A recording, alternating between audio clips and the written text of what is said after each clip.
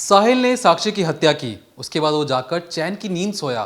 कहाँ सोया वो भी बताएंगे। उसके बाद कई सारी चैट्स हैं हमारे पास। चैट्स की तो साक्षी और प्रवीण के बीच में हुई इंस्टाग्राम चैट्स आज हम आपको बताएंगे कि उन दोनों के बीच में आखिर क्या बात हुई थी। इसके बाद साक्षी कुछ लिखती है किसे, साहिल को, जो उसका पहला प्यार था या कहें 2 साल से जिसके साथ रिलेशन में थी, उसे कुछ क्लिक कर बताती है कि देखो प्रवीण ने मुझे ये मैसेज किया है। वो अपनी एक दोस्त को भी मैसेज करती है, नाम है उसका नीतू। क्या लिखती है वो भी बताएंगे। उसके बाद साक्षी अपने परिवार वालों के खिलाफ भी बोलती है, अपनी दोस्त को बताती है कि मेरे परिवार वाले मुझे घर में बंद करके रखते हैं। हर चीज बताएंगे। और सबसे अहम चीज जो खुद साक्षी की दोस्त भावना ने बताया, भावना ने यह बताया कि देखो जो प्रवीण है और साक्षी एक दूसरे से शादी करने वाले थे जौनपुर में। प्रवीण बगल के घर 2-4 गली छोड़ के ही रहता था, लेकिन फिलहाल वो जौनपुर में है और जौनपुर में ही साक्षी और प्रवीण एक दूसरे से शादी करने वाले थे। प्रवीण कौन? तो प्रवीण वही जिसके हाथ में टैटू, साक्षी के हाथ में टैटू बना था, प्रवीण नाम का। जौनपुर में दोनों एक दूसरे से शादी करने वाले थे, लेकिन प्रवीण भाग जाता है। साक्षी प्रवीण के खिलाफ शिकायत दर्ज करवाती है। तो ये जो पूरा मामला आपको लग रहा था कि पहले सिंपल सा केस था कि साहिल जो एक तरफा प्यार करता था, उसे चाकू मारकर साक्षी की जिंदगी खत्म कर दी और पूरा किस्सा खत्म हो गया। सब कुछ जितना आसान लग रहा था उतना आसान है नहीं। यहां तक कि साहिल ने यह भी कहा कि प्रवीण के पास बाइक थी और मेरे पास बाइक नहीं थी, मैं गरीब था, इसलिए साक्षी ने मुझे छोड़कर प्रवीण के पास जाना ज्यादा मुनासिब समझा। तो क्या थी पूरी कुंडली, आप एक एक कर आपको बताएंगे। सबसे पहले मैं बताता हूं कि देखिए जब साहिल ने साक्षी की हत्या की, वो चली जाता है बगल के पार्क के बेंच में सोने के लिए। चैन की नींद सोता है, उसे कोई डर भय नहीं कि दिल्ली पुलिस उसे आके पकड़ सकती है या उसका आगे क्या होगा।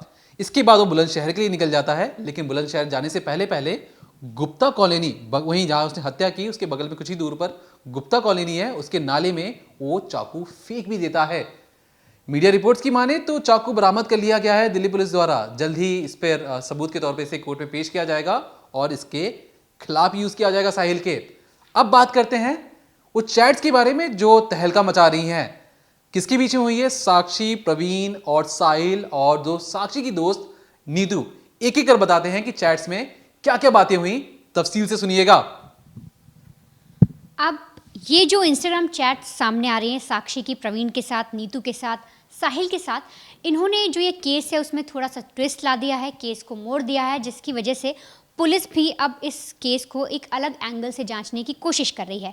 लेकिन अगर हम चैट्स की बात करें तो ये पूरा सिलसिला शुरू होता है 14 अप्रैल 2023 से।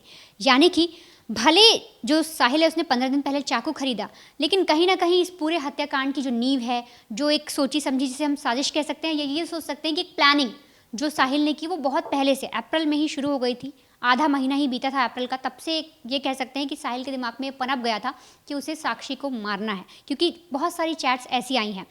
दरअसल 14 अप्रैल 2023 से रात को करीब 2 बजे जो प्रवीण है, जिसे बोला जा रहा है कि वो साक्षी का एक्स बॉयफ्रेंड है, वो साक्षी को मैसेज करता है। अब वो क्या लिखता है वो आप सुनिए। वो लिखता है, हाय बात करनी है अभी।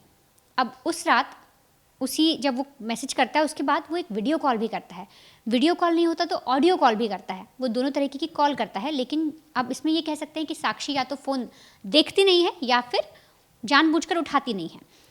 अब जो भी हो, या तो साक्षी ने फ़ोन नहीं देखा या फिर उसने उठाया नहीं। अगले दिन 15 तारीख को, 14 अप्रैल को प्रवीण मैसेज करता है और 15 अप्रैल को साक्षी उन्हीं मैसेज का स्क्रीनशॉट लेती है, उससे अपनी दोस्त नीतू को भेजती है। नीतू को भेजने के बाद वो कहती है कि देख, मुझसे प्रवीण बात करना चाह रहा है, वो कोशिश कर रहा है कि मैं उससे बात करूं, अब ऐसे में मैं क्या करूं। और उसने ये भी लिखा कि मैं साहिल से कुछ नहीं छुपा रही। एक तरीके से इन सब बातों से समझ में आ रहा है कि जो प्रवीण है वो साक्षी को मैसेज करने की कोशिश करता है, उससे बात बढ़ाने की कोशिश करता है, लेकिन जो साक्षी है वो रिस्पॉन्स नहीं करती है। वो अपनी दोस्त को बोलती है कि मैं साहिल से कुछ नहीं छुपाऊंगी और ऐसी ऐसी चीज़ें हैं, वो सारी चीज़ें नीतू को बता देती है। इसके बाद 15 अप्रैल के दिन ही साक्षी वो पूरा स्क्रीनशॉट जो प्रवीण उसे भेजता है मैसेज, उनके स्क्रीनशॉट लेती है, उसे अब साहिल को भेजती है। अब उसमें क्या लिखती है ये आप सुनिए। वो लिखती है, ये देखो मुझे मत बोलना कुछ भी, अब तुम भी इसको से यहाँ मतलब है प्रवीण को, तो वो लिखती है अब तुम भी प्रवीण को कुछ मत बोलना। अब क्या दिक्कत है तुझे? ओके, कॉल कर लेना मेरे पास, अब ये सारी बातें लिखती है, लेकिन शायद इन्हीं बातों से वो बात जो इन दोनों के बीच में जो अफेयर चल रहा था साक्षी और साहिल का, शायद जो इनका रिश्ता चल रहा था उसमें मनमुटाव पैदा हो गया। क्योंकि जब साहिल ये मैसेजेस देखता है तो वो कोई रिस्पॉन्स नहीं करता, कोई बात नहीं करता है साक्षी से, जिसके बाद साक्षी फिर उससे बात करने की कोशिश करती है, उससे बोलती है क्या हुआ। पहले वो उसे मैसेज करती है, सारे दिखाती है स्क्रीनशॉट, लेकिन जब साहिल रिस्पॉन्स नहीं करता तो कुछ देर बाद शाम को फिर से उसे मैसेज करती है और बोलती है क्या हुआ, जिस पर साहिल कहता है कुछ नहीं। अब ये सारी बातें सामने आई तो ये माना जा रहा है, पुलिस भी ये चीज़ देख रही है कि जिस तरीके से चैट्स सामने आई हैं, तो पुलिस को भी ये लग रहा है कि हो ना हो इन दोनों के बीच में इसी बात को लेकर लड़ाई हुई होगी। क्योंकि जिस तरह से साहिल भी बोल रहा है कि मेरे पास बाइक नहीं थी और ये इसलिए प्रवीण की तरफ जा रही थी, और कहीं ना कहीं वो खुंदक में बैठा था, डरा हुआ, और एक तरीके से वो गुस्से में बैठा हुआ था कि उसे लग रहा था कि शायद अब जो साक्षी है वो मेरे साथ नहीं रहेगी। उसे इस बात का डर भी था कि वो उसके साथ जा रही है, वो प्रवीण के साथ ज़्यादा कंफर्टेबल फील कर रही है, ज़्यादा अट्रैक्टेड हो रही है, उसके साथ बात कर रही है और मेरे से वो दूर हो सकती है, उसे ये भी चीज़ लग रही थी।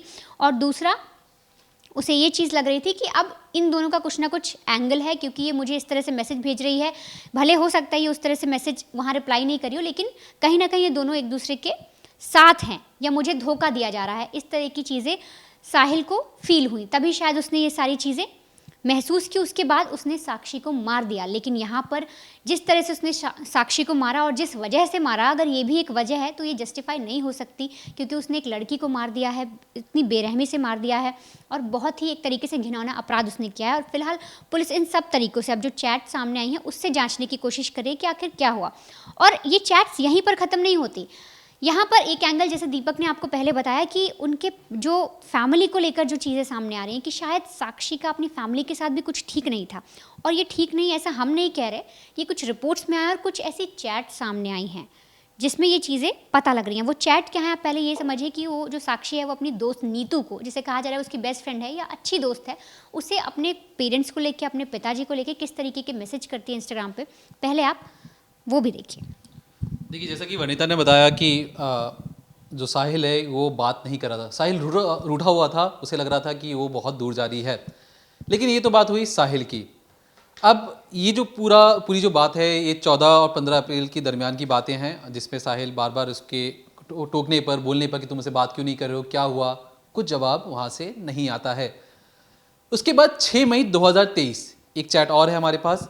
6 मई 2023 को नीतू, जो उसकी बेस्ट फ्रेंड थी, वो साक्षी से पूछती है क्या हुआ, कहाँ हो तुम। ये उसकी मैसेज में लिखा गया, जिसके जवाब क्या तो भी बताऊंगा। नीतू पूछती है क्या तुम मुझसे बात नहीं करोगी। अब देखिए, ये नीतू साक्षी को चैट पे लिख रही है, क्योंकि बहुत दिनों से नीतू और साक्षी की बात नहीं हुई थी। साक्षी का जवाब आता है कुछ समय बाद। साक्षी क्या लिखती है वो भी सुनिए। यार, मम्मी पापा ने मुझे बंद करके रखा है घर में, फ़ोन भी नहीं देते, क्या करूं मैं, भाग जाऊंगी। इसके बाद साक्षी वो एक वॉइस नोट भी भेजती है। उसमें लिखती है कि देखिए, जो वॉइस नोट था उसमें बार बार ये कह रही थी कि मैं तंग आ चुकी हूँ घर में, मैं घर वाले मुझे बाहर नहीं देते या फ़ोन छीन लेते हैं।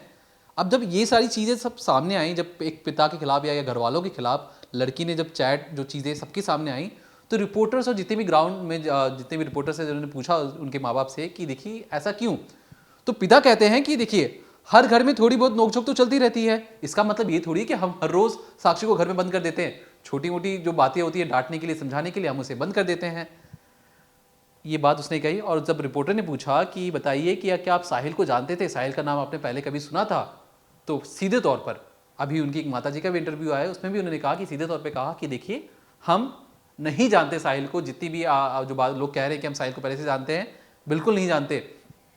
फिर पुलिस की एफआईआर कॉपी आती है। एफआईआर मतलब होता है फर्स्ट इंफॉर्मेशन रिपोर्ट।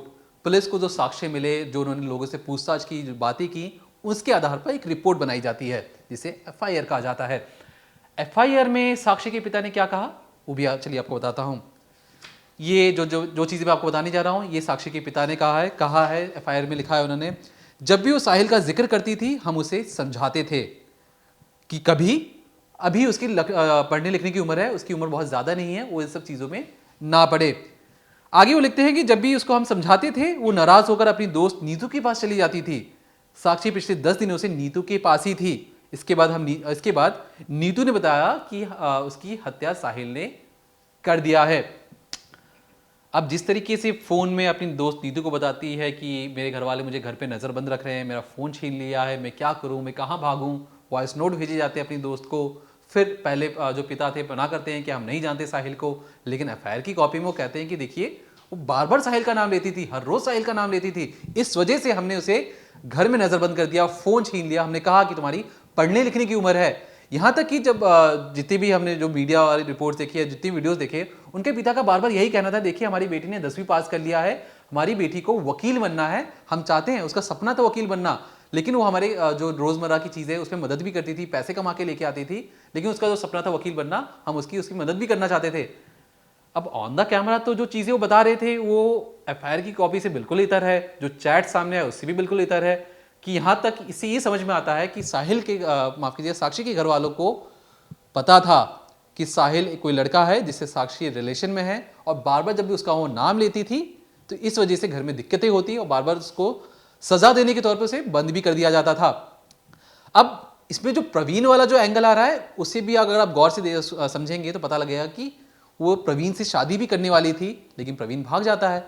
एक नाबालिग है लड़की, उसने इतना बड़ा फैसला लिया, हम कोई चीरहरण नहीं करें, लेकिन जो चीज़ें हमारे सामने आ रही हैं, खुद जो साक्षी की दोस्त भावना ने, उसने बकायदा एक इंटरव्यू में, हमने वो इंटरव्यू डाला भी है, उसे आप सुनिएगा, उसमें बकायदा कह रही है कि देखिए जो साक्षी है वो शादी करना चाहती थी प्रवीण से। अब वो जौनपुर भी जाती है, जौनपुर में लड़का भाग जाता है, उसके खिलाफ साक्षी कंप्लेन भी करवाती है पुलिस में। अब जो साहिल है, साहिल पुलिस में भी कंप्लेन देता है, कहता है कि देखिए मुझे कोई दिक्कत नहीं थी, मुझे बस इस बात से परेशानी थी कि साहिल के पास या प्रवीण के पास बाइक थी, मेरे पास बाइक नहीं थी, इसलिए वो उसके पास चली गई। प्रवीण नाम का टैटू भी है लड़की के हाथ में। तो ये जो सारी प्रकरण में जो चीज़ें हो रही हैं, एक एक छोटी छोटी चीज़ें मिलकर इतनी बड़ी बन गई, और फिर साहिल ने साक्षी की हत्या कर दी, जो बिल्कुल भी सही नहीं था। क्योंकि साहिल के दिमाग में जो चीज़ें चल रही थी, पनप रही थी कि पहले वो उससे दूर हो रही है, चैट उस लड़के से बात कर रही है, उस लड़के के पास बाइक है, मेरे पास बाइक नहीं है, कहीं ना कहीं साहिल के मन में जो जलन था वही उसी ने साक्षी की हत्या करवाई। अब जहाँ पर ये जलन वाली बात हो रही है तो पुलिस ने भी इसकी तहकीकात की। पुलिस भी कई सारे सवाल पूछ रही है। जब पहली बार पुलिस ने इसको अरेस्ट किया, उसके बाद जब इसकी पेशी हुई तो 2 दिन की रिमांड मिली। अब जब वो 2 दिन के रिमांड पर पुलिस ने इसे लिया तो पुलिस ने इससे कई सारी पूछताछ की साहिल से। साहिल से पुलिस ने पूछा कि तुमने साक्षी को क्यों मारा, जिस पर साहिल ने साफ कह दिया कि मुझे उस लड़की को सबक सिखाना था। तो जो जलन वाली बात है वो आप यहाँ से बिल्कुल एक तरीके से जोड़ सकते हैं, क्योंकि उसने साफ तौर पर बोला कि मुझे उस लड़की को सबक सिखाना था। हालांकि पुलिस ने आगे बहुत कुछ पूछा कि तुमने क्या कोई OTT सीरीज़ देखी, क्योंकि ये सारी रिपोर्ट सामने आ रही हैं कि शायद उसने किसी OTT सीरीज़ जो क्राइम सीरीज़ होती हैं वो देखकर इस वारदात को अंजाम दिया। तो पुलिस ने ये भी पता लगाने की कोशिश की, लेकिन साहिल ने ठीक से जवाब नहीं दिया। अब किसी तरीके से पुलिस को जांच तो करनी है। अब उन्होंने अपने तरीके से उससे खूब ढंग से पूछताछ की, जो भी पुलिस हथकंडे अपना सकती है उस तरीके से उससे पूछताछ की। तो साहिल ने कुछ चीज़ें बताई हैं, जो मैं अगर आपको बताऊं तो साहिल ने सबसे पहले बताया कि जो उसका एक्स बॉयफ्रेंड है प्रवीण, वो सबसे बड़ा मेजर फैक्टर है जिस वजह से साक्षी की हत्या हुई। साहिल का कहना है कि जो उसका बॉयफ्रेंड है वो उसे मैसेजेस करता था, मुझे नहीं पता साक्षी भी उससे बात करती होगी, क्योंकि जब साक्षी ने ये सारे स्क्रीनशॉट साहिल को भेजे तो साहिल ने अपने मन में ही ये चीज़ बना ली कि हो ना हो ये उससे बात करती होगी। अब ये पहली बात उसने बोली। उसके बाद वो कहता है कि अब ये सारी चीज़ें जब सामने आई, साक्षी उससे बात कर रही थी, तो मुझे ऐसा लगा कि साक्षी मुझसे ही दूर हो रही है, बल्कि जब उसका प्रवीण से ब्रेकअप हुआ तो मैं उसके साथ था, हम दोनों साथ रिलेशनशिप में थे, हमारी जैसी भी अच्छी खासी बातचीत होती थी, लेकिन धीरे धीरे साक्षी मुझसे ही दूर होने लगी। और उसके लिए भी उसने एक रीज़न दिया कि उसके पास बाइक थी। ये वाला रीज़न उसने पुलिस को बताया कि उसके पास बाइक थी और वो मुझसे अपने आप खिंचने लगी, हमारे बीच में थोड़े डिस्कम्फर्ट होने लगा, हमारे बीच में मनमुटाव होने लगा, वो मुझसे ठीक से बात नहीं करती थी, उसका बिहेवियर चेंज हो गया, मैं मैसेज करता था अच्छे से रिप्लाई नहीं करती थी, ठीक से किसी बात का कोई जवाब नहीं देती थी। तो ये सारी चीज़ें उसने बताई। तीसरी बात वो पुलिस को कहता है कि साक्षी का ना सिर्फ प्रवीण, एक शख्स और है जिसके साथ उसका अफेयर चल रहा था, उसका नाम जबरू बोलता है वो। अब अगर जबरू के बारे में आपको बताएं तो जो जबरू है वो, उसका ऐसा कहना है कि वो साक्षी का दोस्त है, उसने साक्षी की मदद की थी, इस वजह से शायद साहिल को ये लगा कि मेरा उसके साथ रिलेशन है, लेकिन ऐसा नहीं है, वो सिर्फ मेरी दोस्त थी। अब ये दोस्त वाली बात इसलिए आई क्योंकि एक बार की बात है कि साक्षी ने झबरू को ये कहा था कि साहिल मुझे परेशान करता है, मेरे पीछे पड़ा रहता है, तुम उसे एक बार धमका दो। और इसीलिए झबरू ने उसे धमकी दी थी कि लड़की से दूर रहे। इस जिस तरह से वो अपने जो भी हथकंडे आजमा सकता था, उस तरीके से झबरू ने साहिल को धमकी दी थी। इससे पहले एक बार साक्षी नकली पिस्टल से, खिलौना पिस्टल जो होती है उससे साहिल को डरा भी चुकी है कि तुम मुझसे दूर रहो, ये सारी चीज़ें भी कह चुकी है। तो साहिल का ऐसा कहना है कि जब झबरू ने उसे धमकी दी तो मैं डर गया था, मुझे लगा कि ये लोग मेरी हत्या हो जाएगी या ये मुझे मार देंगे, या साक्षी और ये लोग मिलकर एक टीम बनाकर मुझे मरवा देंगे। अब अगर हम और चीज़ों पे जाएं तो जैसा कि दीपक ने पहले भावना का जिक्र किया, जो दोस्त थी साक्षी की और झबरू की भी दोस्त है, उसका ये कहना है कि जब झबरू ने इसको धमकी दी साहिल को, तो साहिल कुछ गुंडे बुला लाया था। ये सारी बातें भावना ने कही, लेकिन वहीं साहिल कह रहा है कि जो झबरू है वो मुझे मार देता। अगली बार जब पुलिस ये सारी चीज़ें देखती हैं तो खुद वो कनेक्ट करती है। पुलिस फिर ये देखती है कि अगर ये सारी चीज़ें थी, उसे डर था, तो वो रिपोर्ट करा सकता था, कहीं शिकायत दर्ज करा सकता था। इसके अलावा ये सामने आया कि हरिद्वार जाकर उसने 15 दिन पहले चाकू भी खरीद लिया। तो ये सारी चीज़ें पुलिस कनेक्ट नहीं कर पा रही है। पुलिस उसकी बातें ज़रूर सुन रही है कि वो क्या कहना चाह रहा है। पहले वो कुछ नहीं बोल रहा था, लेकिन अब धीरे धीरे उसने कुछ कुछ बोलना शुरू किया। तो पुलिस ये पता लगाने की कोशिश कर रही है कि आखिर इसमें सच्चाई कितनी है, और इसके लिए रिपोर्ट्स ये आ रही हैं कि पुलिस आने वाले दिनों में उसका मनोचिकित्सक टेस्ट करवा सकती है, उसका ये पता लगाने के लिए कि वो कैसा सोचता है, किस तरीके का उसका गुस्से पर कैसा कंट्रोल है, उससे किस तरीके की बात करेंगे तब उसे गुस्सा आता है, वो किस लड़की को किस तरीके से ट्रीट करता है। इस सारे तरीके से जो उसका मेंटल लेवल है, सारी चीज़ों को लेकर पुलिस उसका टेस्ट करवा सकती है, और ये सारी चीज़ें पता लगाने की कोशिश कर सकते हैं कि आखिर हत्या का जो असली मकसद था, जो असली रीज़न है, वो है क्या। क्योंकि जिस तरीके से सारी बातें सामने आई चैट्स की, तो एक चीज़ क्लियर हो रही है कि कहीं ना कहीं प्रवीण का जो एंगल है, जो एक्स बॉयफ्रेंड का एंगल है, वो सारी चीज़ें हैं। यहाँ मैं आपको एक बात और बताऊँ कि साहिल का इस पूरे मामले में एक चीज़ और कहनी है। उसका कहना है कि जो लड़की है, जो साक्षी है, वो पहले कई बार अपने दोस्तों के साथ मेरे साथ अजीब तरीके के मजाक कर चुकी है, और अजीब में उसका कहने का है, हमेशा उसने एक चीज़ बोली, अश्लील। तो साहिल का कहना है कि साक्षी जो थी अपने दोस्तों के साथ मिलकर मेरे साथ अश्लील मजाक करती थी। ये चीज़ें भी साहिल ने कही हैं। लेकिन ये सारी चीज़ें होती गई, इन लोगों की आपस में दोस्ती थी, ये सब एक दूसरे से कनेक्ट करते थे। लेकिन जिस तरह से इनका रिलेशन था, जो भी बीच में आया, उसके बाद साहिल ने जिस तरीके से साक्षी को मौत के घाट उतार दिया, जिस बेरहमी से उतार दिया, वो देखते हुए, वो चीज़ कहते हुए, इसके लिए किसी भी तरीके से कोई हमदर्दी नहीं हो सकती, किसी को भी नहीं हो सकती। चाहे जो भी चीज़ें अब सामने आए, चाहे कोई तीसरा एंगल आए, चाहे कोई स्क्रीनशॉट आए, चाहे जितने भी मैसेजेस आए, लेकिन जिस तरह से इस लड़के ने एक लड़की को इस तरीके से मौत के घाट उतारा है, जिस तरीके की इसने वारदात को अंजाम दिया है, तो इसलिए इसकी फैमिली वाले भी यही कह रहे हैं। भले अब बातें पलट रही हों, जैसे उनके पेरेंट्स कह रहे हैं कि हम पहले साहिल को नहीं जानते थे, लेकिन अब सामने आ रहा है कि वो साहिल को जानते थे। हालांकि साक्षी की माता का अभी भी यही कहना है कि वो नहीं जानती, उनका यही कहना है कि परिवार हमारा नहीं जानता। लेकिन ये सारी चीज़ें होने के बाद भी जो हरकत की है, जो कांड किया है साहिल ने, वो कहीं से भी उसकी कोई भी उसके लिए कोई हमदर्दी नहीं है। देखिए, जैसा कि वनिता ने बताया कि जो ये साहिल लड़का है, जो मेरा पर्सनल ओपिनियन है, मुझे लगता है उसमें कोई मेंटल प्रॉब्लम होगा। क्योंकि देखिए, जैसे कि पहली बात है, वो पहले उसको लगता है उसके पास बाइक है, पहला पॉइंट। दूसरा पॉइंट ये है कि वो उससे बात कर रही है। अब वो इतना ज़्यादा पागल हो चुका था साक्षी के लिए कि उसे परेशान करने लगा। यहाँ तक कि जो हत्या से 4 दिन पहले साक्षी उसे धमकाती भी है कि भैया, वो भी नकली बंदूक से, याद रखिए, नकली बंदूक से धमकाती है कि तुम मुझे परेशान करना बंद कर दो। उसके बाद वो तब भी नहीं मानता। फिर वो इलाके के एक लड़के से, झबरू नाम है, कहते हैं वो इलाके का दबंग है, उससे जाती है, उससे धमकाती है कि भाई इस लड़की को परेशान करना बंद करो। तो फिर साहिल को लगता है, अरे झबरू से धमका रही तो झबरू इसका बॉयफ्रेंड होगा। अब ये सब इसकी दिमाग में चल रहा है। असलियत कितनी है, असलियत उससे कितनी दूर है, ये भी बहुत बड़ी बात थी। अब होता यूं है कि देखिए, जब झबरू से धमकाते उसे डर तो लगता है। अगले दिन साक्षी उसे एक वॉइस नोट भेजती है कि क्या हुआ, कहाँ गई तेरी बदमाशगिरी। सीधे तौर पर साक्षी उसको धमका रही है, किसे, साहिल को पूछ रही है कि क्या होगा तुम्हारी बदमाशगिरी, कहाँ हो तुम। ये छोटा सा हम कोशिश करेंगे आपका ऑडियो सुनाने की भी, जो साक्षी और इसके बीच में साहिल के बीच में वॉइस नोट जो शेयर हुआ है, उसमें साक्षी उसको धमका भी रही है। तो कहीं ना कहीं जो ये पूरा प्रकरण दिखा रहा है कि जो साहिल है बहुत ज़्यादा परेशान करने लगा था साक्षी को, हर छोटी छोटी बात के लिए। तुम मुझसे बात करो, तुम प्रवीण के पास क्यों जा रही हो, तुम्हारा झबरू से क्या रिलेशन है, प्रवीण के पास बाइक है, मेरे पास बाइक नहीं है, मैं एसी रिपेयर करने वाला हूँ, तुम्हें वो लड़का कैसे पसंद आया, तुम उस लड़के का टैटू हाथ में क्यों बनाया। ये सारी चीज़ें मिलकर साहिल के दिमाग में कुछ इस तरीके से इंपैक्ट करती हैं कि वो अपने 2 साल के रिलेशन को इतनी क्रूरता के साथ अंत कर देता है, वो भी उसी के दोस्त के घर के बाहर। अभी जो नीतू है, ये नीतू के बर्थडे में नीतू के पास वो अगले पिछले 10 दिनों से रह भी रही थी, क्योंकि उसके घर वालों से मनमुटाव भी चल रहे थे। अब नीतू की जो बर्थडे पार्टी में उसे जाना था, उसके घर के बाहर ही साक्षी की मौत हो जाती है। साहिल ने जिस तरीके से मारा, उसके बाद आज ही क्राइम सीन रिक्रिएट भी किया गया। उसके बाद उसे कोर्ट ले जाएगा, कोर्ट से साहिल को 3 दिन की पुलिस रिमांड और बढ़ा दी गई है। मकसद ये था कि चाकू बरामद नहीं हुआ था जब पेशी के दौरान, लेकिन अब कहा जा रहा है कि चाकू बरामद हो चुका है, जो अहम सबूत होगा साहिल के खिलाफ, और साहिल को कड़ी से कड़ी सजा दिलाने में भी ये बहुत अहम कड़ी होगा।